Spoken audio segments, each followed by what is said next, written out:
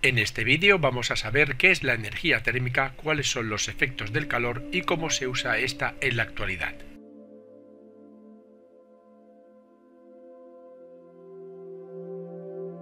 Y empezamos hablando de la temperatura y el calor.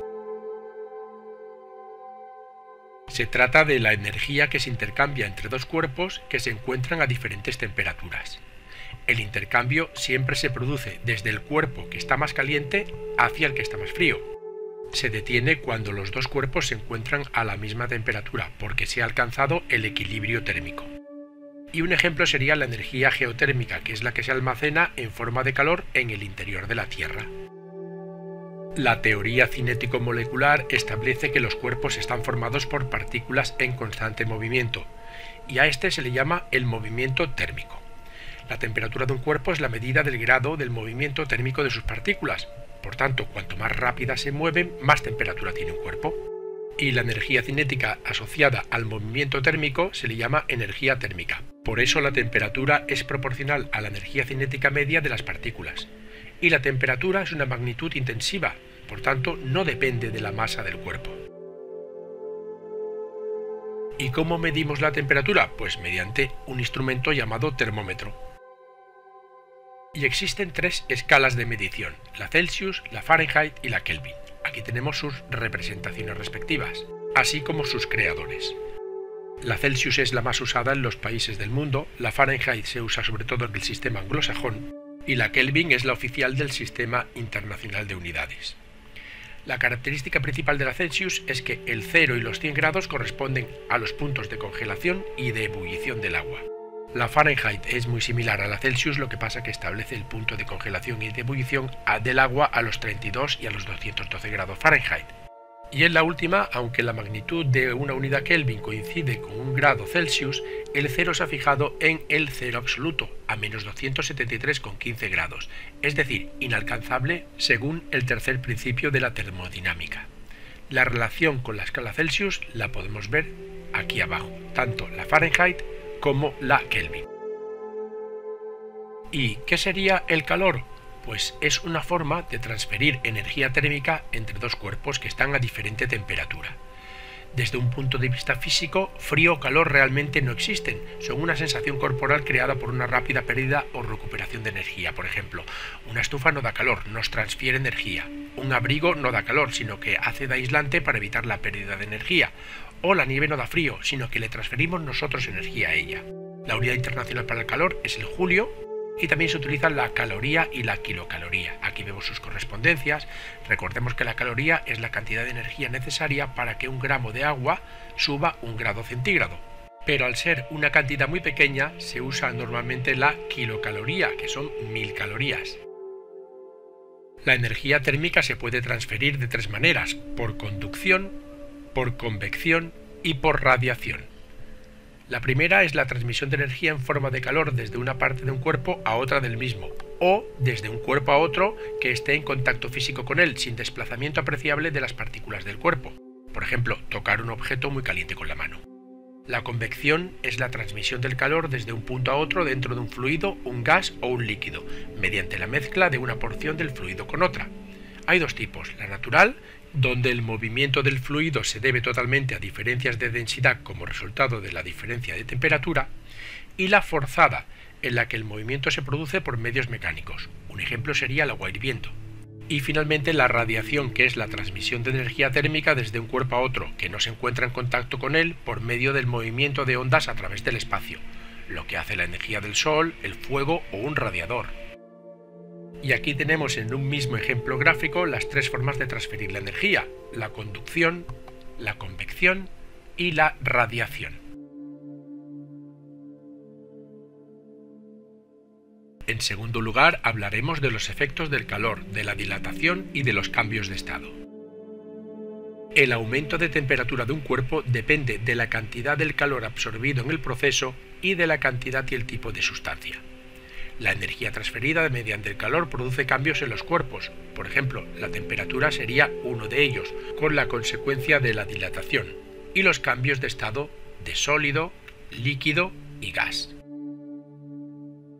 Al aumentar la temperatura, los cuerpos, tanto líquidos como sólidos y gases, aumentan su volumen, esto es, que se dilatan. Y a escala molecular, en el proceso de la dilatación ocurre lo siguiente. Al calentar un cuerpo, sus partículas vibran con mayor amplitud y la distancia media entre ellas se incrementa.